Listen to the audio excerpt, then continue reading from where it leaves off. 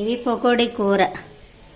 పకోడీకి కావాల్సినవి టమాటా, పకోడీ, ఉల్లిపాయ, వెల్లుల్లిపాయ, జీలకర్ర, ఆవాలు, కరివేపాకు, పచ్చిమిరపకాయలు వేసి ఇలా వేపుతున్నాను. దీనిలో ఉప్పు, కారం అన్నీ వేసిన తర్వాత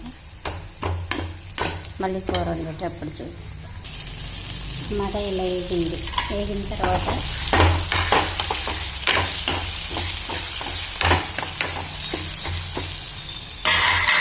ఇప్పుడు పకోడీ వేసాను.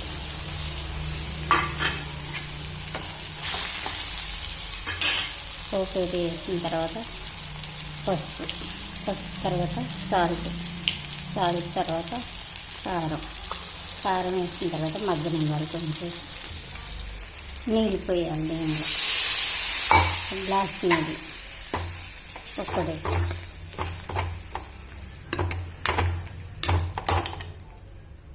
ఇది పకోడీ కూర ఇలాగ ఉడికింది. అప్పుడు బిర్యానీ మసాలా, ఇప్పుడు కొత్తిమీర వేసి దించేయటం. అయిపోయింది పకోడీ కూర.